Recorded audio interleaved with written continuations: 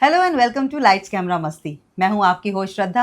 आज का एपिसोड थोड़ा फिल्मी, थोड़ा इंटरेस्टिंग और बहुत ही ग्लैमरस है, क्योंकि आज हम बात करने वाले हैं उस मूविंग पैलेस की जिसे बॉलीवुड और क्रिकेट के स्टार्स वैनिटी वैन्स कहते हैं। और मैं हूं आपका होस्ट अंशुमान। आज हमारे साथ है मुंबई वैनिटी से केतन।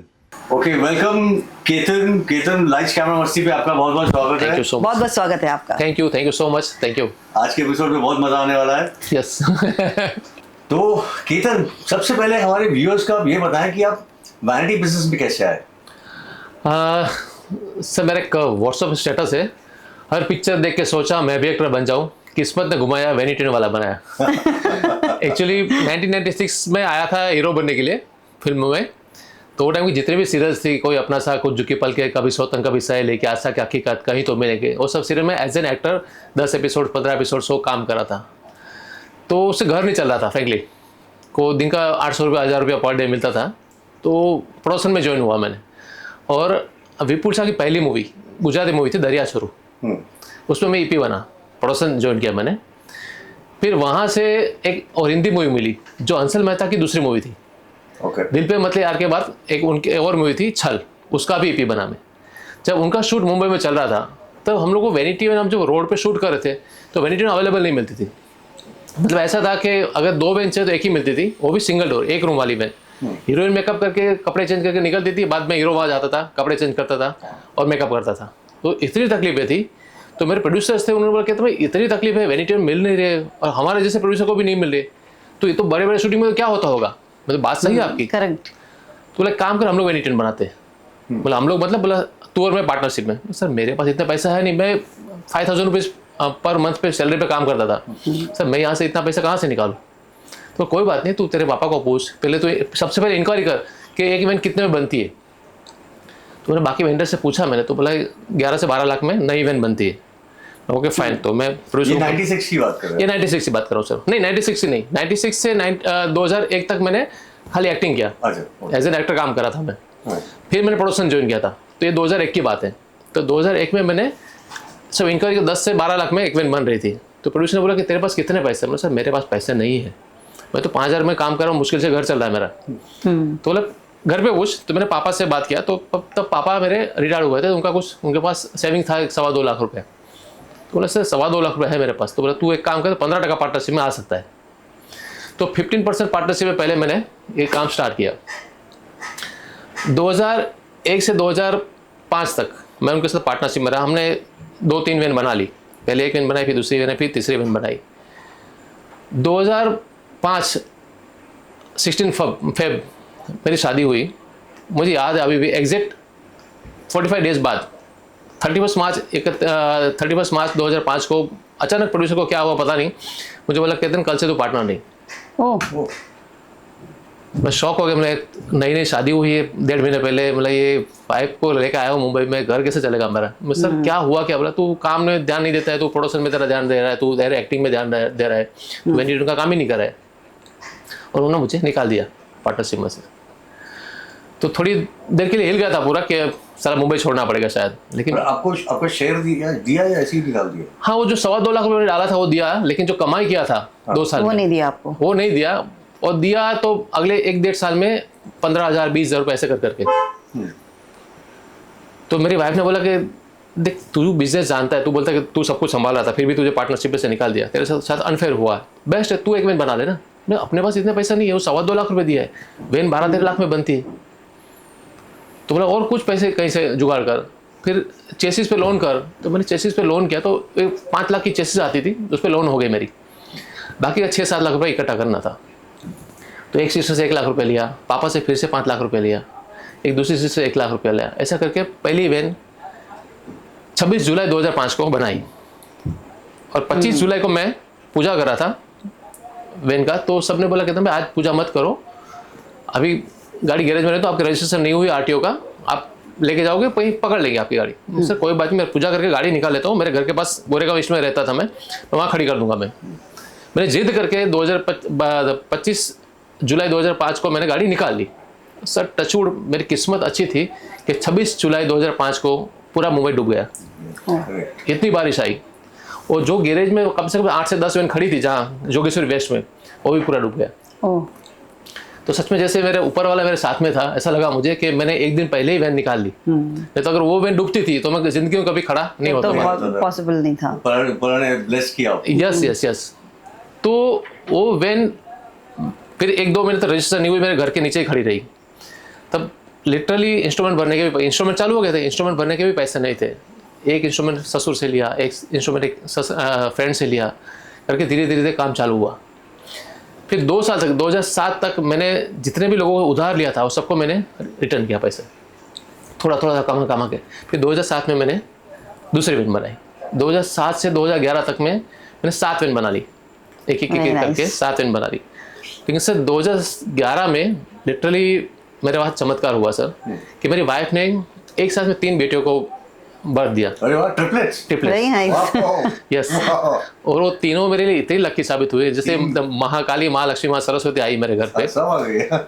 और सर मैंने कभी पीछे मुड़ के नहीं देखा। वो टाइम के जितने भी बड़े बड़े सेलिब्रिटीज थे और अभी है, जैसे सैफ अली खान, सनी देओल, जॉन इब्राहिम, अर्जुन रामपाल, कंगना रनावत, सोनाक्षी सिन्हा, शिल्पा शेट्टी, रवीना टंडन, तापसी पन्नू, अजय देवगन, सब मेरे पास सामने से कॉन्टेक्ट करने लगे। बड़ी से बड़ी कंपनियां, मतलब संजीला भंसाली प्रोडक्शन हो, रोहित शेट्टी प्रोडक्शन हो, अष्टविनायक प्रोडक्शन हो, सब बड़े बड़े प्रोडक्शन हाउसेस मेरे साथ सामने से कॉन्टेक्ट करने लगे। और धीरे धीरे सर इतना काम बढ़ा कि 2011 से 2020 तक में मैंने 55 वैन्स बना ली। Very nice. और मतलब इंडिया में हाईएस्ट वैनिटी मेरे पास हो गई। और अभी मेरे पास 70 वैन्स है, कि आज इंडिया में सबसे ज़्यादा वैन मेरे पास है। तो मुझे ऐसा लग रहा है कि जो मेरी वाइफ का लक मेरे साथ जुड़ा, कि मैं वो मैरिज करके आई और मुझे पार्टनरशिप में से निकाल दिया। आज वो पार्टनरशिप से नहीं निकलता था, वो बहुत अच्छा हुआ एक्चुअली आपके साथ। तो कब बोला ना कि तब थोड़ी देर के लिए बहुत बुरा लगता है। तो कभी कभी मैं, हरिवंश साहब बच्चन साहब की एक बहुत अच्छी कविता है जो बच्चन साहब हमेशा बोलते हैं कि अगर मन का चाह हो तो अच्छी बात है, अगर मन का चाह ना हो तो और भी अच्छा। तो ऊपर वाले ने अपने लिए शायद कुछ और सोचा है, ये सोचा था आपके लिए। हाँ। तो जब वो निकाल दिया पार्टनरशिप से तो बहुत बुरा लगा कि यार कहाँ जाऊँगा, ये भगवान मेरे साथ ऐसा क्यों कर रहा है। लेकिन जो किया वो अच्छा किया, और बाहर निकला तो मैं आज ए लेवल पे पहुंच पाए और 70 वैन्स का मालिक बना मैं। सबसे इम्पोर्टेंट अच्छी चीज आपने करी, अपनी बीवी की सुनी। Yes. बीवी की हमेशा सुननी चाहिए, करेक्ट बोलती है। एग्जैक्टली। और आपके वो पार्टनर का क्या हुआ, वो कहाँ है अब? वो पार्टनर के पास है आज 10-12 वैन्स है। वो मुंबई छोड़ के चले गए, नासिक चले गए। वो बिल्डर थे, तो कंस्ट्रक्शन तो जो होता है अच्छे के लिए होता है। तो वो वापस चले गए, उनका पैकअप हो गया और आप आगे। हाँ यस, का छोड़ सर। बट आपकी वाइफ का बहुत योगदान है। यस, मतलब वो मेरे लिए बहुत लकी है, और तीनों बेटियां बहुत लकी कि उनके आने के बाद, तब तक मैं लिटरली स्ट्रगलर था सर। मैं कभी एक्टिंग में, कभी प्रोडक्शन में, कभी डायरेक्शन में, मैं स्ट्रगल ही कर रहा था। और कुछ पता नहीं था कि मैं एक्टर बनूंगा, डायरेक्टर बनूंगा, प्रोडक्शन कंट्रोलर बनूंगा, क्या बनूंगा पता नहीं था। जो काम मिला वो पकड़ लेता था। 5,000 पगार में, 10,000 सैलरी में। मैंने बीच में, हाँ वो आपको बोलना भूल गया, हिमेश रेशमिया में कि वहाँ पे मैंने 3 साल एज ए अकाउंटेंट जॉब किया। अच्छा। जब मैं एक्टिंग के लिए स्ट्रगल कर रहा था सब जगह पे, ऑफिस घूम रहा था, तो हिमेश रेशमिया के वहाँ मैं स्ट्रगल करते हुए गया था कि फ़ोटो लेके। तो उनके फादर मुझे मिले और उन्होंने बोला कि बेटा कहाँ से? मैंने बोला सर गुजरात से हूँ। तो बोला इंग्लिश आती है? तो बोला हाँ सर, मैं इंग्लिश मीडियम से ही मैंने ग्रेजुएशन किया है। तो उन्होंने मुझे एक गुजराती में सेंटेंस लिख के दिया, बोले इसको इंग्लिश में ट्रांसलेट करके दे। मैंने करके दिया उनको सिंपल। तो हाँ इंग्लिश आती है तुझे, पर देख बेटा तू गुजराती है, हम लोग एक्टर नहीं बन सकते। बोला मैं भी गुजराती हूँ, तू भी गुजराती है, तो एक हम लोग बिजनेस कर सकते हैं। सर हाँ, बोले बिजनेस के लिए मेरे पास पैसा नहीं है। तो बोले काम कर, तुझे इंग्लिश आती है, तू ग्रेजुएशन में बीकॉम किया है, बोले मेरे वहाँ अकाउंटेंट का जॉब है। तो बोले सर मुझे क्या करना होगा? तो बोले तुझे रोज़ वाउचर बना के शूटिंग में पेमेंट करने के लिए जाना है। तो शूटिंग में जाना है, वो लालच में मैंने उनको 800 रुपीज़ पर मंथ पे जॉब ज्वाइन कर लिया कि चलो वो बहाने मुझे शूटिंग में जाने मिलेगा, क्योंकि ज़िंदगी का कोई शूटिंग देखी नहीं थी कि शूटिंग में क्या माहौल होता। और मैंने सोचा कि चलो वहाँ जाके मैं कुछ कर लूँगा और मेरा स्किल दिखाऊँगा कि भाई मैं एक्टर भी हूँ, मैं कुछ कर सकता हूँ। और सच में ऐसे ही करता था मैं। वहाँ जाके मैं जो चीफ एडी होता था उनको मैं बोलता सर बेटा मैं भी है एक्टर हूँ, मैंने थिएटर किया हुआ है, मैंने ये काम किया हुआ, तो प्लीज़ देखो ना ज़रा।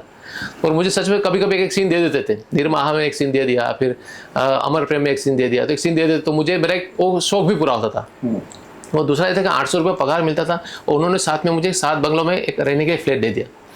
जबकि मैं पहले दहीसर की एक चौल में रहता था 500 रुपये भाड़े में, और वहाँ टॉयलेट बाथरूम की भी लाइन में खड़ा रहना पड़ता था। और जबकि टचवुड मेरे घर पे, मेरे गांव में पापा का 10 बेडरूम और किचन का बंगलो है, और मैं यहाँ पे एक चौल में रहता था दहीसर की, जहाँ सुबह टॉयलेट में लाइन में खड़ा रहता था। तो एक यहाँ पे उन्होंने एक 7 बंगलो एक फ्लैट दे दिया, तो वो मेरे लिए अच्छा था कि चलो ट्रैवलिंग कम करना पड़ेगा, अच्छा रहना मिल गया यहाँ पे। तो मैं 800 रुपये में काम करता था, और रोज़ शाम को फिर गुजराती थिएटर में नाटक में काम करता था, और वहाँ बैकस्टेज का काम करता था। वहाँ भी कोई बड़ा एक्टर का रोल नहीं, एक छोटा मोटा एंट्री मिल जाती है, नौकर की एंट्री है, इंस्पेक्टर की एंट्री है, ऐसे मिल जाता। तो रोज़ शाम को रिहर्सल के लिए पार्ला में भाईदास हॉल है, वहाँ चला जाता था। और दोनों चलता था, थिएटर में भी काम कर रहा था तो वो प्रैक्टिस हो रहे थे, और यहाँ पे घर चलता था, 800 रुपये में घर चलता था। मेरा लक हो या बैड लक हो, जो भी हो, एक दिन एक गुजराती प्ले कर रहा था, संडे को शो था, और संडे को शो कर रहा था मैं, और हिमेश जी के पापा ही विपिन रेशमिया जी शो देखने आ गए। उन्होंने मुझे स्टेज पे देख लिया, मैंने एक एंट्री किया और उन्होंने देख लिया। जब प्ले खत्म होता पहले कर ऑफिस में जाना, कल घर पे आना। मैं ठीक है, सुबह सुबह उनके घर पे पहुंच के उन्होंने यस सर बताइए, तू तो एक्टर है? मैं हाँ सर मैं एक्टिंग करने आया हूँ, मैं एक्टर हूँ। और ठीक है जा ऑफिस पे, और जब तक मैं नहीं आऊँ तब तक ऑफिस से निकलना मत। मैं ठीक है सर। शाम को 5:30 पौने 6 बजे जब जाने का टाइम हुआ तब आए हो। बोला तू क्या करना है? हमने सर मैं एक्टर बनाया हूँ। तो बोले मैं तू तभी भी बोला तुझे थे कि एक्टिंग अपने को नहीं करना है, तुझे ये जॉब करना है। बोला हाँ सर लेकिन मैं तो वही करना आया हूँ। तो तू डिसाइड कर आज कि तुझे एक्टर बनना है कि मेरा वहाँ जॉब करना है। ओह, तो मैं फंस गया। मैंने सर सॉरी लेकिन मुझे एक्टिंग करनी। बोले तुझे लग रहा है कि तेरा फेस देखने के लिए कोई 250 रुपये का टिकट खर्च करेगा? तो मैं थोड़ा मतलब सॉरी टू से मतलब, लेकिन मैंने बोला कि सर फेस में तो इतना बुरा नहीं, और नसरुद्दीन साहब, ओमपुरी साहब वो लोग भी एक्टिंग कर ही रहे, मैं उसे लुक नहीं देखते, अगर मैं अच्छा एक्टर हूँ तो चलूँगा। तो बोला एक काम कर निकल जा। सर प्रॉब्लम क्या है? बोला बेटा यहाँ पे एक पीढ़ी को कुर्बानी देनी पड़ती है तब जाके दूसरी पीढ़ी एक्टर बन सकती है। बोला तुझे पता है मैंने ज़िंदगी पर म्यूज़िक की पेटियाँ ले लेके मैं स्टेज पे घुमाऊँ तब जाके मेरा बेटा म्यूज़िक डायरेक्टर बना है। तो मैंने वो पॉजिटिव लिया। मतलब फाइन सर, अगर एक पीढ़ी अगर कुर्बानी दे, सेक्रीफाइस करे, दूसरी पीढ़ी को फ़ायदा होता है ना, तो कोई बात नहीं, मैं मेहनत कर लेता हूँ, मेरे बच्चों को तो फ़ायदा होगा ना इंडस्ट्री में। मैं तू पागल है, तू सनकी है, तू निकल जा मेरे वहाँ से। और उन्होंने मुझे काम से निकाल दिया। वापस चोल में हब मॉल के सामने एक वनराय कॉलोनी है, वहाँ पर अगेन 2000 रुपये का भाड़ा, 4 दोस्त साथ में रहना, 500 रुपये निकाल के वापस स्ट्रगल चालू। थिएटर में एक्टिंग में स्ट्रगल चालू थी, तब जाके प्रोडक्शन का काम मिला। एक्चुअली जर्नी ऐसी स्टार्ट होती है। अब उन दिनों की बात करें जब कैश बांटा जाता था, जब यस मतलब स्पोर्ट बॉय को 400 रुपया, लाइटमैन को 400 रुपया, और जो यस कैश मिलता था, और हर एक एक्टर को चेक के साथ में 200 रुपया कन्वेंस मिलता था। करेक्ट। अभी कन्वेंस का सिस्टम निकल गया है, पहले डायरेक्टर को और एक्टर को कन्वेंस भी मिलता था, 200 रुपया 400 रुपया ऐसा कन्वेंस भी मिलता। तो वो रोज पैकेट बना के जाने का, सबको वाउचर बनाना, सबका साइन लेना, वो काम करता था। वो दिन तो इतने कमाल के जाते थे, एवरीडे पैकअप के बाद आपको कैश मिलता था। कमाल, मैंने देखी नहीं वो दिन। और वो मैं तब मुझे याद है कि सिटी बैंक की ब्रांच थी नरीमन पॉइंट पे।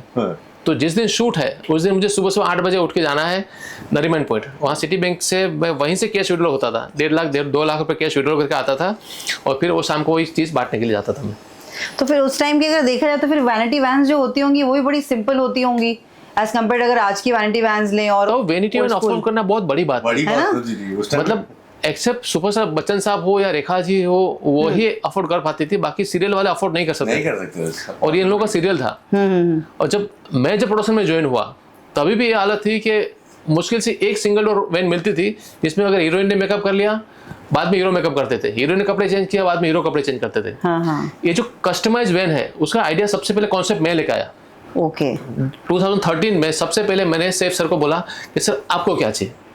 बोला मतलब मैं आपको जैसी वैन जैसे बना के देता हूँ। तो बोला कितना पैसा लेगा? मैं सर पैसा नहीं लूंगा। तो हंसने लगे, बोला पागल है क्या? हम लोग पैसे नहीं लेगा तो वैन कैसे बनाएगा, और मेरे लिए क्यों बना रहे? बस खाली एक कंडीशन है। बोला क्या? बोला आप कहीं भी शूट करने जाओ ऑल ओवर इंडिया में, आप प्रोड्यूसर को बोलेंगे मेरी वैन मंगाए, आप मेरी वैन यूज़ करेंगे। बोला मुझे क्या प्रॉब्लम, अगर तू मेरी चॉइस की वैन मुझे तेरे पे खर्चे से बना के दे रहा है तो अच्छा आइडिया है। लेकिन उन्होंने कंडीशन रखा, बोला एक कंडीशन। बोला क्या? मतलब मेरी इंटीरियर डिजाइन है, जो मेरे ऑफिस और मेरा घर जिसने डिजाइन किया है वो डिजाइन करेगी। Done sir. तो उन्होंने उनके जो इंटीरियर डिज़ाइनर थे उनको हायर किया, मैंने उनको चेसिस और बॉडी पूरा बना के दिया, उन्होंने पूरा इंटीरियर डिज़ाइन किया। और फर्स्ट टाइम, पहले बहुत बेसिक चीज़ें थी कि भाई अगर सोफ़ा है तो सोफ़ा में रेक्सिन लगाना है, नीचे टाइल लगानी है, दीवारों में लेमिनेट लगाना है, सरमाइका लगाना है। पहली बार उनकी जो इंटीरियर डिज़ाइन थी वो हाई-फाई थी बहुत, तो उन्होंने विनियर यूज़ किया, डिको पेंट यूज़ किया, फ्लोरिंग में टाइल्स के बदले वुडन फ्लोरिंग यूज़ किया, सोफाज में रेक्सिन के बदले फैब्रिक यूज़ किया। तो सब मेरे पास हंस रहे थे, बोले ये विनियर फूल जाएगा बारिश में, ये पागल, ये वुडन फ्लोरिंग थोड़ी टिकेगा। लेकिन वो वैन जब मेरी से निकली बाहर तो लोग इतना हाईलाइट हुआ कि सबने देखा तो अरे यार वेनिटी में ऐसा भी कर सकते। फिर अजय देवगन सर आए मेरे पास, फिर जितने जितने बॉबी देओल हो, सनी देओल हो, सब धीरे धीरे आने लगे और सबको मालूम पड़ा। कंगना रनौत ने मेरी वैन देखी तो उन्होंने बोला, तो मैं सबको मैंने ये ऑफर दिया।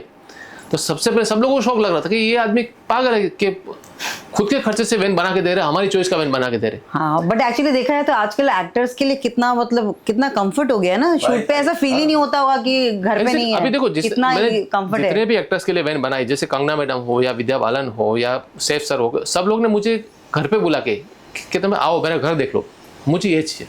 विद्या बालन ने ऐसा बोला कि अगर मैं ये आम चेयर में बैठी हूँ तो मुझे एज इट सेम आम चेयर चाहिए, मतलब टू फील कि मैं शूट पे भी अपने घर पे हूँ। मैं घर पे बैठी हूँ, तो उतना कंफर्ट लेवल। पर मैं बोलना चाहूंगा कि तो भाई बहुत ही क्लेवर आइडिया था आपका। मतलब आपने उनके टेस्ट की वैन बना के उनको परमानेंट अपना कस्टमर बना दिया। बहुत क्लेवर आइडिया था। यस, टचवुड सर, आज मेरे पास 10 12 12 साल से वो लोग जुड़े हुए सर।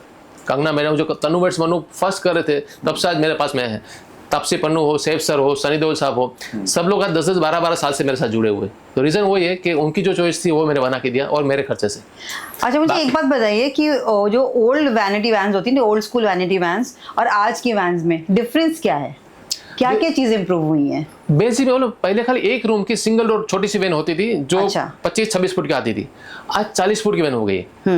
और 40 फुट की वैन में आप देख रहे हो अभी नया कॉन्सेप्ट ये आया कि जैसे फॉरेन में पहले कॉन्सेप्ट था कि हाइड्रोलिक सिस्टम वैन एक्सपांड होनी चाहिए। अच्छा, जो इंडिया में नहीं था। जब सबसे पहले मुझे सनी साहब ने बोला सर ये इंडिया में कॉन्सेप्ट नहीं है और मतलब चलेगा भी नहीं आइडिया, क्योंकि इतना अच्छी टेक्नोलॉजी यहाँ पे नहीं। बोला कहता मैं भी सर्च कर रहा हूँ, तू भी सर्च कर कैसे बनाया जा सकता है देख। तब तक शाहरुख खान ने बना ली खुलने वाली वैन, फिर रणवीर सिंह ने बनाई, तो बोला अभी देख इंडिया में बन रही है। बोला ओके सर। तो मैंने पहले सनी साहब के लिए बनाई एक्सपांड होने वाली वैन, अभी सैफ सर के लिए बनाई है कि जो नॉर्मली विड्थ होती है वो 8 फीट की होती है, लेकिन एक्सपांड होकर ये लोग 11 फीट की वैन कर लेते हैं। तो उनको और स्पेस मिलती है, उनका स्टाफ है या तो कॉन्फ्रेंस रूम में मीटिंग करनी है, उनको एक 8 असिस्टेंट डायरेक्टर आ गया, प्रोड्यूसर आ गया, सबके साथ मीटिंग करनी है तो कंफर्टेबली मीटिंग कर सकते हैं वो लोग। बाकी पहले एक ही रूम था, एक ही रूम में उनको स्टाफ को भी बिठाना, या तो उनका स्टाफ बाहर बैठता था। अभी ये लोग स्टाफ के लिए अलग से रूम यूज़ करते हैं, वहाँ पे स्टाफ के लिए अलग से वॉशरूम रहता है, एक छोटी सी पेंट्री रहती है। पहले पेंट्री वगैरह नहीं रहता था, अभी तो प्रॉपर किचन रहता है, बाथरूम में भी शावर गीजर सब फैसिलिटी रहती है। अगर उनको कहीं जिम से आए कहीं से आना है तो रोज़ शावर ले सकते हैं। मेरे पास बहुत सारे एक्टर्स ऐसे हैं कि जो लोग रोज़ शावर लेते हैं, तो उनको अंदर गीजर भी चाहिए। शूटिंग में शावर लेते हैं या शूटिंग में शावर लेते हैं, हाँ जब शूटिंग में आते हैं तो शावर लेते हैं। या तो कोई ऐसा सीन कर गया है कि भाई ज़्यादा मतलब कीचड़ वगैरह में वो करे या ज़्यादा धूल मिट्टी उड़ी है तो लोग शावर लेके फिर निकलते हैं। नहीं, आपको सेट पे काम करते हुए पसीना आता है। हाँ, राइट। तो पहले इतनी फैसिलिटी, बेसिक एक टॉयलेट जैसा था, एक छोटा सा बाथरूम था। अभी प्रॉपर हम लोग शावर एरिया उसके साथ में गीजर और साथ में फैसिलिटी दे रहे सब, तो खुश है। मतलब ऑलमोस्ट अभी घूमता फिरता घर दे रहे हैं। Yes, living room cum bedroom. Yes. हाँ, कितने भाई बताओ, और कौन कौन से स्टार्स के पास लग्जरियस वैन्स हैं? मुझे सबसे महंगा लग्जरियस वैन देखे तो शाहरुख सर के पास है, यस, सलमान सर के पास है, और रितेश देशमुख ने खुद ने बनाया है। विवेक ओबेरॉय के पास अभी उन्होंने तोड़ दिया, अनिल कपूर के पास है, जिन्होंने मतलब हमारे सप्लाई के वैन यूज़ नहीं करते वो लोग ने पर्सनल वैन बनाई हुए, मतलब दिल्ली छाबरिया से या डीसी से कहीं से भी बाहर से उन्होंने कस्टमाइज वैन बनाई। अदरवाइज सब हमारी वैन यूज़ करें। गिनके 3 से 4 लोग हैं जो बाहर की वैन यूज़ मतलब खुद की वैन यूज़ करें, अदरवाइज सब हायर पे है जितने भी एक्टर्स हैं सब। सलमान भाई का तो वैन उनका तो घर है। हाँ, उनको मुझे जहाँ तक नॉलेज है उनकी सिस्टर जो अलविरा जी है उन्होंने उनको गिफ्ट दिया हुआ है, हाँ, कस्टमाइज वैन करके। तो एक मूवी के टाइम पे उनको गिफ्ट किया, मुझे याद है अभी भी, वो सेट पे अचानक सरप्राइज दिया था उनको और वो वैन गिफ्ट दिया था उन्होंने। पर आपने ये भी अच्छा बोला, विवेक ओबेरॉय ने अपनी वैन तोड़ दी है। पर क्यों तोड़ी वैन? अरे क्या ऑब्वियसली बहुत पुरानी थी, अभी इतनी नहीं चल भी नहीं रही थी, तो मतलब ऐसे पार्किंग में सड़ रही थी तो उन्होंने वो वैन तोड़ दी। अच्छा, और ये क्रिकेट स्टार्स जो हैं इनमें किसके पास सबसे लग्जरी वैन है? महेंद्र सिंह धोनी। ओके। हाँ ये तो वो स्टाइलिश भी, मैन है। हाँ वो भी मेरे यूज कर रहे हैं। हाँ तो महेंद्र सिंह धोनी, सचिन तेंदुलकर, हार्दिक पांड्या, रोहित शर्मा, के राहुल, बुमराह, सब मेरे यूज कर रहे हैं अभी आज की तारीख में। तो ये जितने भी मैचेस होते हैं उनके वहाँ पर बैन्स होती है या नहीं, जो एड फिल्म की शूट करना Ad films की shoot, हाँ, शूटिंग मैचेस के लिए नीता मैडम है जो आईपीएल रहता है, तो नीता मैडम है, नीता अंबानी जी, वो मेरी वैन मंगाते। जैसे अगर अहमदाबाद में फाइनल है और मुंबई अगर फाइनल है, मुंबई इंडियंस है फाइनल में, तो वहाँ पे वैन जाती है। यस, वो हमेशा वैन यूज़ करती है। यहाँ पे अगर बॉम्बे में शूट करिए, बॉम्बे में मैच चल रहा है मुंबई इंडियंस का, तो यहाँ पे वैन मंगाती है। या कहीं पे वो मतलब वो जहाँ भी मुंबई इंडियंस का मैच चल रहा है, तो नीता मैडम मंगाती है वैन। अब नीता मतलब वो लोग अंबानी में, वो लोग ने जब उनके बेटे की शादी थी, आनंद जी की शादी थी जामनगर में, तो यहाँ से 35 वैन्स लेके गए थे। और जितने भी इंटरनेशनल सेलिब्रिटीज थी इंक्लूडिंग रियाना से, लाइक सब लोग मेरी यूज़ कर रहे थे। 35 वैन्स वो लोग ने 15 दिन के लिए 35 वैन्स यहाँ से लेके गए थे। फिर बेंड्रा में यहाँ पे उन्होंने वापस जो फंक्शन रखा था, तो यहाँ पे भी 15 से 20 वैन मंगाई थी, जिसमें किम कार्दाशियन वगैरह सब आए थे, तो तभी भी मेरी वैन यूज़ किया था। और टचवुड मतलब इंटरनेशनल सेलिब्रिटीज में भी काफ़ी सारे, even Julia Robert eat pray and love का शूट करने इंडिया आई थी, पटौड़ी पैलेस है जहाँ पे दिल्ली के बाजू में, तो वहाँ शूट करना थी। तो उन्होंने पहले वो शूट वहाँ पेरिस में करके आई थी, तो उन्होंने वहाँ से वैन का फोटो भेजा था कि मुझे ऐसी वैन से इंडिया में अवेलेबल है, और मैंने उनको 15 दिन में सेम वैन बना के दिया था। मुझे वो कई कंपनी से फोन आया था कि भाई जूलिया रॉबर्ट्स शूट करने आई है, इंडिया में आ रही है 15 दिन बाद, और उनको ऐसी वैन चाहिए। बोले कोई बात नहीं सर, कितना दिन का टाइम है? बोला 15 से 20 दिन। मतलब ठीक है, मैं 15 दिन में बना के दूंगा। और मैंने डे नाइट काम करा के 15 दिन में सेम वैन बना के दिया था। और उन्होंने मुझे, मैं गया भी था पटौड़ी में उनको मिलने के लिए, वो नहीं मिले थे, लेकिन उनके जो स्टाफ लोग मिले थे, बोला हमको वहाँ से बेटर वैन मिली है, ये ज़्यादा अच्छी वैन है। फिर आप इतनी जल्दी शॉर्ट नोटिस पे आप वैन बना लेते हो, डिजाइन कर लेते हो, तो आपके खुद के फैब्रिकेटर्स हैं या? यस सर, मेरी पूरी टीम है सर, मतलब इलेक्ट्रिशियन से लेके कारपेंटर हो, पेंटर हो, प्लम्बर हो, सब मेरे पास है सर। तो पूरी टीम, डिजाइनिंग पूरा फैब्रिकेशन यस सर, मैं इंटीरियर डिजाइनर है, तो उनके डिजाइन को मैं जैसे ही डिजाइन फाइनल होती है, फट वो लोग डे नाइट काम करके, अगर ऐसा पर्टिकुलर है कि भाई ये टाइम में देना है, तो लोग कोऑपरेट करके दे देते हैं, बना देते हैं मुझे। ओके, तो फायदा है। ग्रेट। केतन भाई, आपके हिसाब से हिंदी सिनेमा में कौन से एक्टर सबसे ज्यादा डिमांडिंग है और कौन सा सबसे ज्यादा चिल है, मतलब रिलैक्स एकदम? सर डिमांडिंग में बोले तो सनी सर है, क्योंकि उनको ये जो आइडियाज़ मैं बोल रहा हूँ कि भाई वैन और बड़ी होनी चाहिए, एक्सपांड होना चाहिए, हाईलाइट, अभी तक कोई वैन में सनरूफ नहीं था। सनी साहब ने सबसे पहले डिमांड किया कि मुझे कहते हैं सनरूफ चाहिए। मैं सर वैन के अंदर सनरूफ रखूँगा, बारिश में लीकेज होगा, बोलो मुझे पता नहीं, तो क्या करेगा, मुझे सनरूफ चाहिए। और जो विंडोज़ होता है, तो हम लोग जनरली ग्लास के विंडोज़ पैक रहते हैं, तो बोला नहीं, मुझे विंडोज़ खुलने वाले चाहिए, वो भी विंग्स की तरह खुलने चाहिए। तो कहीं पे भी अगर आउटडोर शूट करने जा रहे हैं, जैसे महाबलेश्वर है, गोवा है, तो वो नेचुरल एयर उनको पसंद है, तो सनरूफ खोल देते हैं, विंडोज़ खोल देते हैं, और वो एसी वैसे बंद कर देते हैं कि मुझे नेचुरल लाइट्स चाहिए, नेचुरल आवाज़ चाहिए। तो मतलब बहुत ऐसे सीधे आदमी, लेकिन उसको ये सब है उनको कि नहीं, मुझे ये सब, मैं वैसे भी शूटिंग में इतनी लाइट्स जलता हूँ मैं, मुझे यहाँ नेचुरल लाइट चाहिए, मैं सनलाइट में रहना चाहता हूँ, परफेक्ट। हाँ, तो बोला मुझे अच्छा लगता है, तो उनकी डिमांड जेन्युइन थी, लेकिन वो सब है उनको चॉइस है सब कि मुझे ये सब चीज़ें चाहिए, तो चाहिए।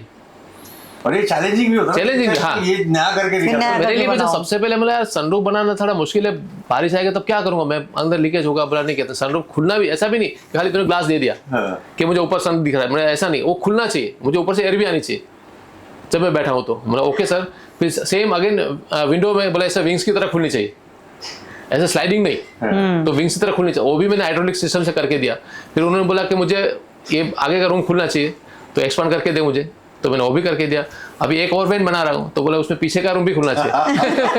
तो बोला मैं अगर मेकअप कर रहा हूँ तो मेरे पीछे इतने सारे लोग रहते हैं, तो बोला वो एकदम कंजेस्टेड हो जाता है, तो अभी वो भी वैन बना रहा हूँ। बट उन्होंने आपको बहुत क्रिएटिव बना दिया। एग्जैक्टली आइडियाज उनके थे, लेकिन मैंने जो किया, तो आज बाकी सब लोग भी वो चीजें देख रहे हैं कि यार अच्छा आइडिया। क्या मतलब मैं सनी साहब का थॉट देख रहा हूँ, कितना ब्यूटीफुल लॉजिक करेक्ट है उनका कि मेरे को लाइट। और वो उसका ऐसा प्लस पॉइंट है कि वो खुद भी मेहनत करते हैं, वो वेबसाइट पे जाके चेक करते हैं कि ये कैसा होगा, ये कैसा, फिर मुझे बोलते हैं कि तुम देख यहाँ पे ये है, तू देख हो जाएगा, तू तेरे मैकेनिक को बोल, कि तेरे इंजीनियर को बोल, तेरे इंटीरियर डिजाइनर को बोल के ये भी हो सकता है। बाकी इंटीरियर उनका बहुत सिंपल रहता है, बोला मुझे ज़्यादा लाइट वगैरह नहीं चाहिए, मुझे सिंपल चाहिए, लेकिन ये सब चीज़ें चाहिए उनको। मतलब ओके तो ऐसा अच्छी बात है, बढ़िया है। अच्छा, कभी ऐसा हुआ कि कोई एक्टर या किसी क्रिकेट स्टार को वैन पसंद नहीं आई और इस वजह से शूट रुक गया हो, कभी ऐसा हुआ? ऐसा कभी भी होता है। क्या होता है कि बहुत बार प्रोडक्शन वाले कुछ पैसे बचाने के चक्कर में या तो कुछ भी उनकी वैन नहीं मंगाते। जैसे मैं अभी बोला कि कस्टमाइज वैन अगर मैं बना रहा हूँ से सनी साहब के लिए या तो महेंद्र सिंह धोनी के लिए पर्टिकुलर वैन है, तो वो लोग इन्फॉर्म नहीं करते हमको, और जो सस्ते में या कहीं से वैन मिल गई वो मंगा लेते। तब जाके जब सेट पे पहुँचते हैं लोग, तब मालूम पड़ता है ये मेरी वैन तो है ही नहीं। फिर वो अपने कार में बैठ जाते कि सॉरी मैं वैन आज शूट नहीं करूँगा, फिर भाग दौड़ मच जाती। तो एक्टर्स बहुत पर्टिकुलर हैं क्या कि मतलब अपनी यही वैन चाहिए, मुझे तो यही वाली वैन चाहिए? जिनके लिए कस्टमाइज वैन बनाए उनको पर्टिकुलर वही वैन चाहिए। अच्छा। अगेन क्या होता है कि वो खुद का सामान भी अंदर डालते हैं। जैसे सनी साहब है तो सनी साहब सलून चेयर पे मेकअप नहीं करते, उनका खुद का चेयर है जो उनको कंफर्टेबल रहता है, उनका बैक नहीं होना चाहिए। तो वही चेयर में वो कंफर्टेबल है। अगर मैं उसको दूसरी चेयर भी दे दिया तो भी कंफर्टेबल नहीं है। अभी जैसे यश सर आए थे यहाँ पे, जो केजीएफ की हीरो है यश, वो रामन यहाँ पे शूट कर रहे हैं, अभी टॉक्सिक भी शूट। तो उनको सोफा के बदले में उनको बेड चाहिए था कि कहते भाई 2 शॉट के बीच में अगर गैप है तो मुझे सोना है, कंफर्टेबली मैं सो सकूँ, मेरे बैक को आराम मिलना चाहिए। तो उनको वही बेड चाहिए। उनको मैं अगर सोफा दे दूंगा, दूसरा काउच दे दूंगा तो नहीं चलेगा। तो वो कितनी डेंसिटी के साथ में उसको गद्दा चाहिए वो भी उनका फिक्स रहता है कि मुझे ऐसा ही गद्दा चाहिए कि जिसमें कंफर्टेबली सो सकूं। तो हर एक आर्टिस्ट का ऐसा फिक्स रहता है। अभी नयनतारा मैडम है जो साउथ में जवान फिल्म की हीरोइन है, अभी 1.5 साल से मेरी वैन लेके गए उधर साउथ में। यहाँ पे जवान शूट करने के बाद वहीं पे मेरी वैन यूज करे। तो उनको वुडन फ्लोरिंग नहीं चाहिए, उनको टाइल नहीं चाहिए, कुछ नहीं चाहिए, उनको पूरा कारपेट चाहिए। तो उन्होंने खुद नहीं बिछवाया है। तो अगर वो 2-4 दिन के लिए अगर यहाँ पे आए तो भी वहां से वो वैन लेके आती है। और अगर 1 आध दिन के लिए अगर वैन वहां से लेके नहीं है तो यहाँ पे मुझे बोलते थे कि भाई मुझे दूसरी वैन दे रहा हूँ, उसको फोटो शेयर करो और उसमें कारपेट होनी चाहिए। तो पूरा वैन में उनको कारपेट बिछा के देना पड़ता है। तो हर एक का एक पर्टिकुलर बस है, नहीं मुझे नहीं चाहिए वुडन फ्लोरिंग, मुझे आंख में लगता है तो मुझे कारपेट ही चाहिए, वो भी डार्क वाला कारपेट, ग्रे कलर का। तो वही पर्टिकुलर कारपेट उनके लिए लगता है। तो सर हर एक के लिए अभी ये जो राजकुमार जी आ रहे हैं वहाँ से शूट करने के लिए साउथ से, दायरा के लिए अपना करीना कपूर के साथ फिल्म कर रहे हैं, तो अभी से उन्होंने वैन के फोटो सिलेक्ट कर लिए कि मुझे यही वैन चाहिए। तो अभी से बुक करके रखा है कि भाई कहते मैं 8 अक्टूबर से 35 डेज के लिए वैन किसी को देना मत। एक्चुअली रेगुलर शूट करना है ना तो फिर कंफर्ट बहुत इंपॉर्टेंट हो जाता है। काम कर रहे हैं तो एक बार आराम भी मिलना चाहिए उनके स्टाफ के साथ में एक बार सेटअप कर देते तो उनको रोज फिक्स है कि उनको आके कुछ देखना नहीं कि भाई ये चीज फिक्स है मेरे। करेक्ट, बहुत इजी हो जाता है उनके लिए आसान। मुझे सबसे अच्छी चीज पता है क्या लग रही है कि ये सब एक्टर्स जो है ना, ये मतलब चाहे तो खुद की वैन बना सकते हैं बट वो नहीं बना के, बट आप पे ट्रस्ट है, उनको ट्रस्ट कर exactly. आप पे कंप्लीट ट्रस्ट है और वो आप ही को बोलते हैं कि नहीं भाई ये मेरे को चाहिए, ये मेरे लिए कर दे, ये मैंने कर, यू नो इजीली खुद बना सकते हैं। एग्जैक्टली कोई बड़ी बात नहीं है। वेरी ब्यूटीफुल थिंग है, मतलब वो भरोसा होना। और दूसरी बात क्या है कि देखो हर एक का अपना अपना काम रहता है। आज काम वही वो करने जाएंगे या उनके स्टाफ से करेंगे तो इतना मेंटेन नहीं होगा जो हम लोग कर रहे हैं। मुझे मेरी प्रैक्टिस है, मेरे पास आज 70 वैन्स है तो मुझे पता है कौन से आर्टिस्ट को क्या देना है, उनका शूट करना है। जैसे कैटरीना मैडम है तो कैटरीना मैडम को कभी भी शूट होता है तो अगले दिन पूरा डीप क्लीनिंग चाहिए। अगर 8-10 दिन का भी गैप हो गया, हाँ अगर रेगुलर शूट कर रही है तो कोई टेंशन नहीं। अगर उससे 10 दिन का भी गैप हो गया तो 10 दिन के बाद जब वैन लग रही है तो पूरा सोफा से लेके पूरा वॉल सब डीप क्लीनिंग होना चाहिए। वो पूरा डीप क्लीनिंग के बाद ही वो बैठती है। बाकी कितना भी आप नीट एंड क्लीन बेडशीट लगा दो, नहीं सोफास भी डीप क्लीन होना चाहिए। तो उनको पता है कि वो सब चीजें मैं करके दूंगा। करेक्ट। तो वही चीज अगर दूसरा कोई आदमी शायद हैंडल नहीं कर पाता है। वो ट्रस्ट है, वो trust Yes, yes, yes, yes, yes. It's very beautiful, बहुत खूबसूरत चीज है वो, बहुत। तो आज भी मैं हर एक आर्टिस्ट को मतलब वो किसी को भी बोलता हूँ कि बस आपके लिए मैं कस्टमाइज वैन बना के दे रहा हूँ, तो सबका सबसे पहले सवाल वही होता है कि कितना चार्ज करोगे। मैंने सर पैसा नहीं लूंगा, मैडम पैसा नहीं लूंगा मैं। तो एक मैंने ट्रेंड चालू किया और आज इंडस्ट्री में अच्छा है। बहुत क्लेवर, मैंने आपको बोला बहुत क्लेवर चीज है, बहुत बढ़िया चीज है। आप पैसा नहीं लेते क्योंकि आप एक अच्छा सा बॉन्ड बन जाता है, एक भरोसा बन जाता है, एक परमानेंट कस्टमर आपके पास आता है। It's very very good. जैसे जॉन सर है तो जॉन सर को पूरा ब्लैक चाहिए, मतलब उनको जेट स्प्रे भी ब्लैक कलर का चाहिए, उसको WC भी ब्लैक चाहिए, बैजिंग भी ब्लैक चाहिए। पूरी वैन ब्लैक है, बाहर से अंदर से सब जगह से उनको। और लाइट मैंने जब पहली नई वैन बना के लेके गया उनके पास में तो अंदर उसके दिवाली है क्या आज? मतलब क्यों सर क्या हुआ? तो इतनी लाइटें क्यों लगाई? बंद करे लाइटें सब। मुझे बोला मेरे आँख को लाइट नहीं अच्छी लगती, तो उन्होंने सब में फिर उसको डिमर डालना पड़ा सब में। बोला ओके सर ये रिमोट है, Oh God. आप डिमर से डिम कर सकते हो। बोले नहीं परमानेंट डिमर ही रख तू, डिम को रिम ही रख लाइट्स। तो सबको हर एक चीज अरे बट करेंगे, जैसे सनी साहब ने बोला सेट में इतनी लाइटें झेलता हूँ, Yes, yes. वैरायटी में जब रेस्ट करने आते हैं तो उनको लाइटें नहीं चाहिए, थोड़ा सा शांत, थोड़ा सा Yes, अपने yes. साथ वक्त बिताना, Exactly. थोड़ा गेट बैक टू योरसेल्फ, वैसा Yes, मामला yes. होता है। हाँ। So it's nice. अच्छा केतन जी, एक बात बताइए, अगर हम फीमेल एक्टर्स और मेल एक्टर्स को कंपेयर करें तो किसकी डिमांड ज़्यादा होती है? क्या डिफरेंस है दोनों की डिमांड्स में? देखो जैसे अभी फीमेल एक्ट्रेस है उनको कलर कॉम्बिनेशन अलग रहता है, पिंक है, लेवेंडर है, वो सब कलर्स रहता है।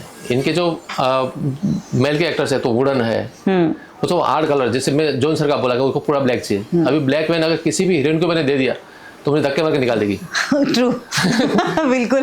कि ये क्या है, पूरा काला काला, लेकिन उनको वो अच्छा लगता है। तो ऐसा है कि मेल एक्ट्रेस है उनको सब सॉलिड हार्ड चीज़ें चाहिए सब, और फीमेल एक्ट्रेस है उनको सॉफ्ट कलर, सॉफ्ट मतलब जो कुशन्स रहते हैं उसमें भी पिंकिश कलर रहता है, ये फ्लावर रहना चाहिए, इवन वॉल में ये फ्लावर वाले वॉलपेपर्स चाहिए। अच्छा लाइट से रिलेटेड भी कुछ उनका रहता है क्या, कि ऐसी लाइट्स ही होनी चाहिए? हाँ हाँ, वो भी मतलब कुछ है? वो उनको पूरा ब्राइट चाहिए। जेंट्स जितने भी एक्टर्स हैं, मेल एक्टर्स हैं, उनको ब्राइट नहीं चाहिए, उनको डार्क लुक चाहिए सबको। ऐसा है, उनका अगर वुडन फ्लोरिंग भी है तो उनका डार्क वुडन फ्लोरिंग रहता है। तो हर एक चीज़ मतलब उनका ऐसा है। और पर्टिकुलर अगर किसी मेल अगर एक्ट्रेस को मैंने अगर कुशन वगैरह में फ्लावर वगैरह सब दे दिया तो बड़ा जाएंगे ये क्या लेके आए। जबकि उनको सब हर एक में फ्लावर्स वगैरह सब चाहिए, बेडशीट वगैरह है या कुशन्स है सब में उसको फ्लावर्स वगैरह सब चाहिए। वॉल में भी जो वॉलपेपर रहता है वो भी फ्लावर्स वाला चाहिए। तो सब अलग है। जैसे अभी तापसी मैडम का था, तापसी मैडम ने बोला कि नहीं कि तुम्हें मेरी सिस्टर है वही डिज़ाइन करेगी, तो नुपुर मैडम उन्होंने पूरा वैन डिज़ाइन किया। तो उनके घर का जो कलर कॉम्बिनेशन था वही सेम, आप अगर उनकी वैन देखेंगे तो आपको लगेगा अच्छा पिंक, लेवेंडर सब जो कलर्स थे तो वही सेम कलर उन्होंने यूज़ किया, पर्पल वो सब। तो उनका घर आपको लगे देखोगे तो भी ऐसा लगे कि जो ग्रीन है वो भी लाइट ग्रीन है।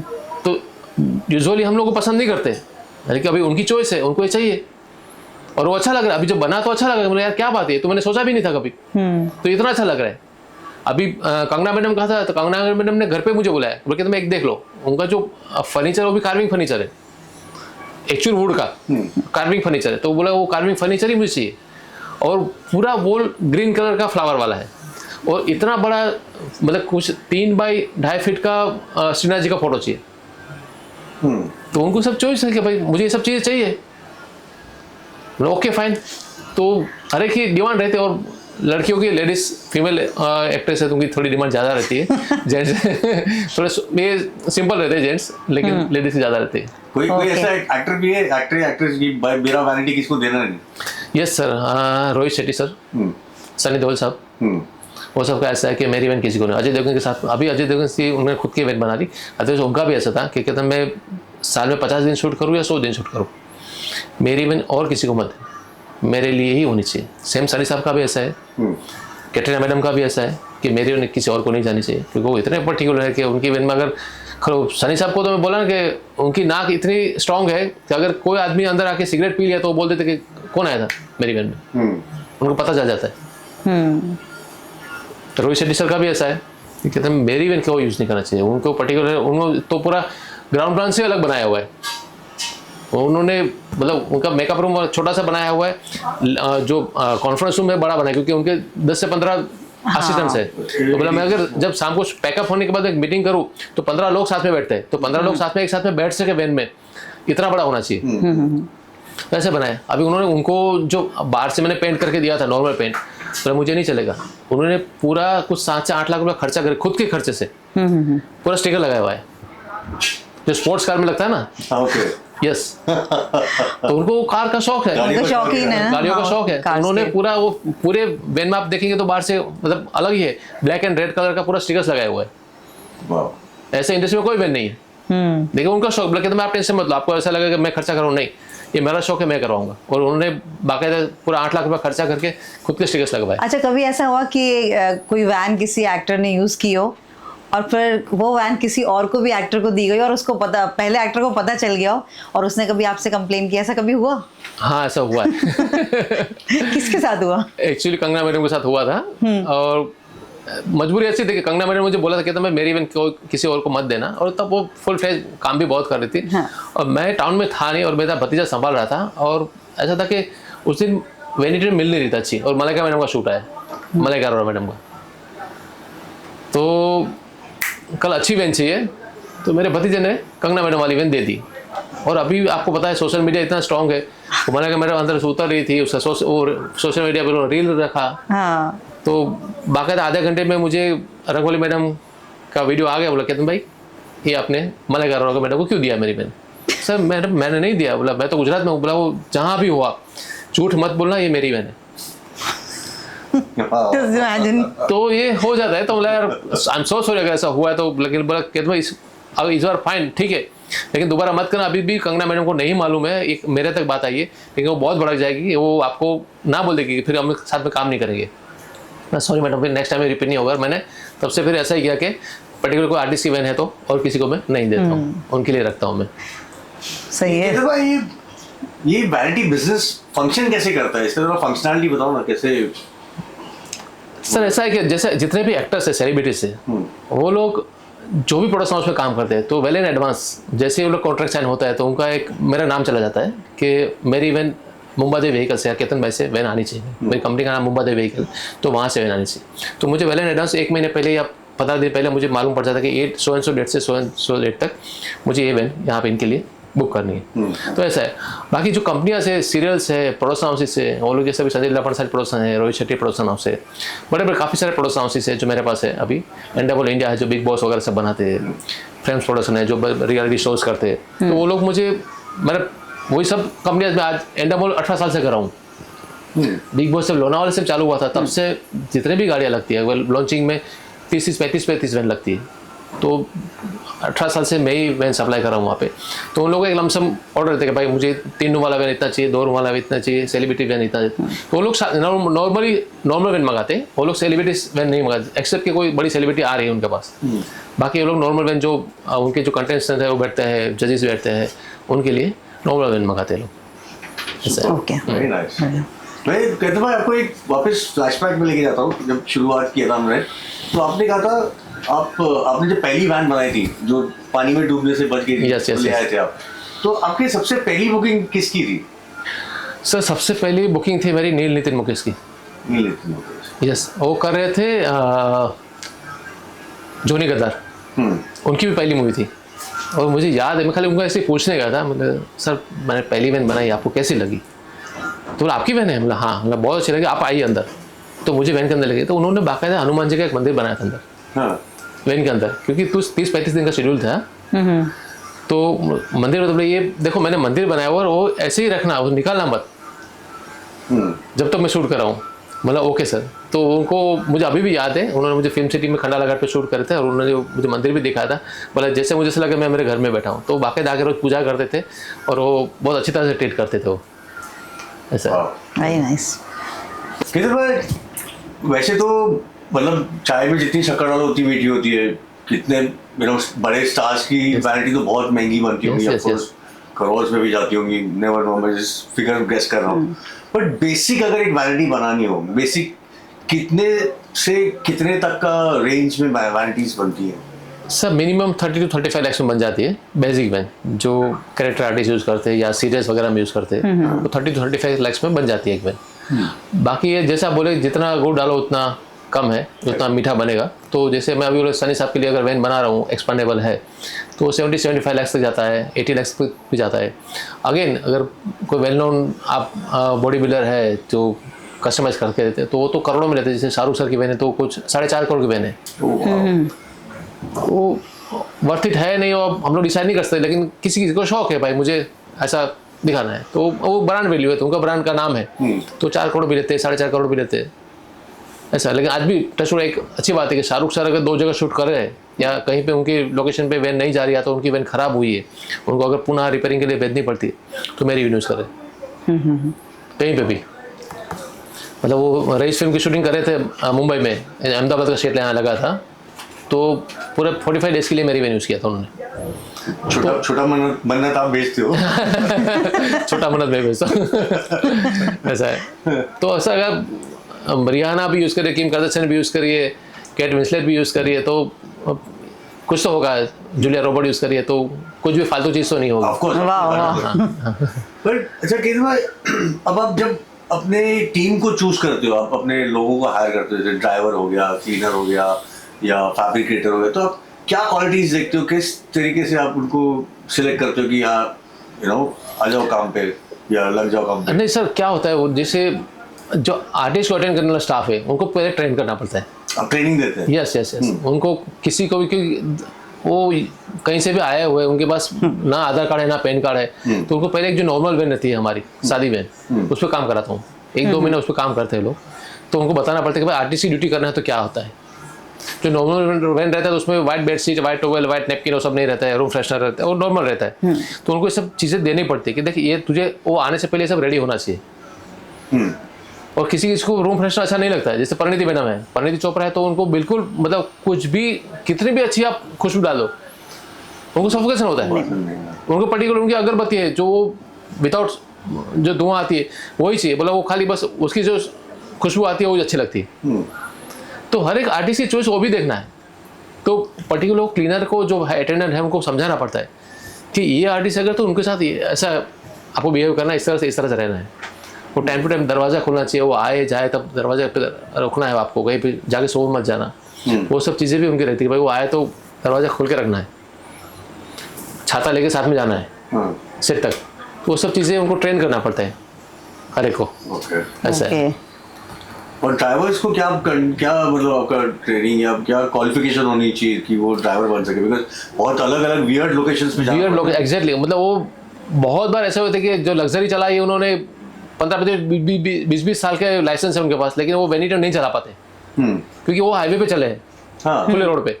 यहाँ पे आप देखेंगे गुजरात में या मुंबई में जो छोटे लोकेशन मड में और सब में, तो हर एक छोटे छोटे लोकेशन पे 40 फीट की वैन डालनी है। हाँ, मतलब छोटे गेट पे घुसानी है, और एक्टर्स को तो नहीं होता कि गेट के पास तक वो आप कैसे करोगे पता नहीं, मुझे मेरी वैन चाहिए और वहीं पे चाहिए।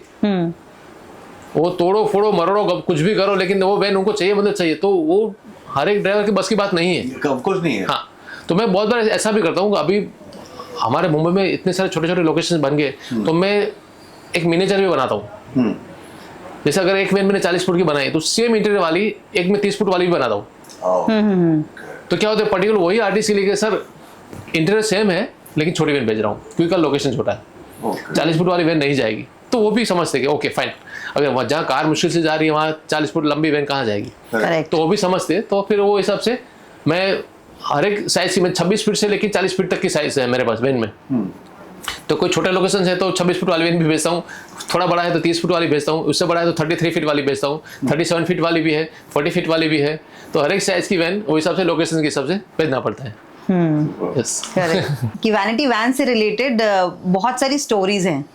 तो आप क्या कोई फनी स्टोरी ऐसी होगी या कोई ऐसी इंटरेस्टिंग स्टोरी जो आप शेयर करना चाहते होंगे, ऐसा कुछ हुआ होगा? पर्टिकुलर ऐसा तो कुछ नहीं है, लेकिन बहुत बार ऐसा, जैसे अगर सेलिब्रिटीज यूज़ करें तो सेलिब्रिटीज कोई वैन खराब नहीं करते, लेकिन अगर अच्छी वैन कभी भी अगर जूनियर आर्टिस्ट को या डांसर्स को इस बात में आ गई तो मतलब जब शूट खत्म होता है वैन हालत देखने जैसे ऐसे खंडर जैसे बन जाता है। हाँ, तो इवन मतलब मैंने बहुत बार ऐसा भी देखा है कि जो वैन के कर्टेन्स होते हैं उसको लोग ने मेकअप पोछा है। क्या बात कर रहे हैं? यस, ऐसा भी हुआ है। तो रफ यूज़ होता है तो कभी कभी ऐसा होता है, लेकिन अदरवाइज बाकी तो आर्टिस्ट जो है वो सोफिस्टिकेटली यूज़ करते हैं, उनका कोई टेंशन नहीं रहता है सबका। ये हमारी लाइट फ्लिकर हो रही है, इसका टेंशन मत लीजिएगा, डोंट इसका बॉदर मत करना, ये हमारे पावर का इशू है इसलिए लाइट फ्लिकर हो रही है, जस्ट डोंट बॉदर। कहते भाई हमें ये बताया कि आप लाइक एक ड्राइवर या एक क्लीनर या अटेंडेंट, इनकी पगार क्या होती है, मतलब कैसा पेमेंट क्या होता है इनका?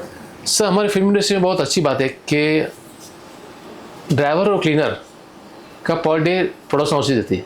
ओके। यस, हम लोग देते हैं। हालांकि मैं अभी थोड़ा मार्केट डाउन था तो बहुत सारे क्लीनर इनसिक्योरिटी फेल कर रहे थे कि सर हम लोग महीने में 15 दिन शूटिंग करेंगे तो हमारा घर कैसे चलेगा।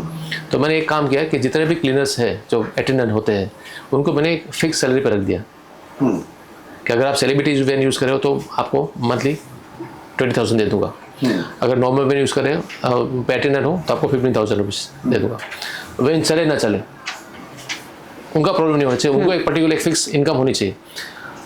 आप जाओ शूटिंग में, वहाँ पर डे भरो, उसको पैसे मिले, अच्छी बात है, वेरी गुड। अब वहाँ पे खाना मिलता है, सब कुछ आपको पता है, ये फिल्म इंडस्ट्री जो है प्रैक्टिस कि सुबह नाश्ता भी मिलता है, दोपहर का खाना भी मिलता है, शाम का नाश्ता भी मिलता है, और नाइट शूट है तो रात का भी खाना मिलता है, तो वो सब चीज़ें उनको मिलती है। लेकिन मैं एक फिक्स सैलरी पर उनको रख दिया कि भाई आपको फिक्स सैलरी इतनी मिल जाएगी, और ड्राइवर से उनको भी एक फिक्स कर प्रोडक्शन हाउस क्या पर डे देता है ड्राइवर्स को या क्लीनर्स को या अटेंडेंट को?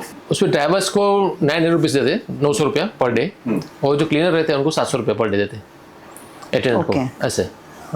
शूटिंग मतलब महीने में 20 दिन तो आदमी शूट करते हैं मिनिमम। हाँ, प्लस आप एक ये सेलिब्रिटी को 20,000 प्लस उनको एक फ़ायदा ये है कि अगर शूट चल रहा है तो खाना पीना चाय नाश्ता सब फ्री में, तो उनको कोई खर्चा नहीं है, कोई भी खर्चा नहीं। और मैक्सिमम मेरे ड्राइवर्स और क्लीनर ऐसे कि जो गाड़ी पे रहते हैं तो उनको कहीं पे घर का खर्चा नहीं, घर का भाड़ा नहीं भरना है, वैन के अंदर केबिन में सो जाते हैं लोग, जो भी ये सब सेविंग ही है, सब सेविंग ही है। बिल्कुल। तो मतलब एक ड्राइवर या क्लीनर कम से कम 30 से 50,000 रुपए महीने आराम से कमा yes. और जो सेलिब्रिटीज है तो सेलिब्रिटीज में उनको पर डे 1200 रुपये मिलता है, जो ड्राइवर है उनको 1200 रुपये मिलता है, और जो सेलिब्रिटी का क्लीनर है उनको 1000 रुपये मिलता है, ऐसा है। और आउटडोर में अगर गए, जैसे अभी सनी साहब के लिए आउटडोर गए तो वहाँ पे क्लीनर को 1200 रुपये मिलता है, और जो ड्राइवर है उनको 1500 रुपये मिलता है।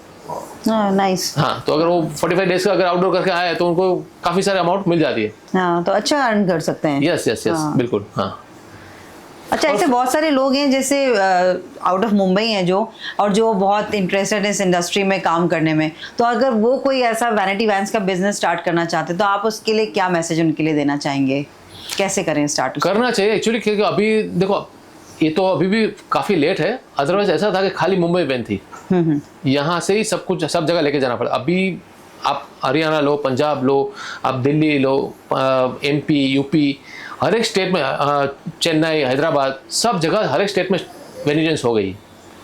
तो पहले सब लोग वैन यहाँ से लेके, अभी ऐसा नहीं, अभी पर्टिकुलर अगर आर्टिस्ट की वैन है, सेलिब्रिटी वैन है तो ही लेके जाते हैं, जो नॉर्मल वैन है वो वहीं से मिल जाती है। तो ये अभी पहले ऐसा था कि खाली पूरे इंडस्ट्री में 30 से 40 वैन थी, आज मुंबई में खाली 400 वैन है, पिछले 10 साल में 10 गुना हुई है।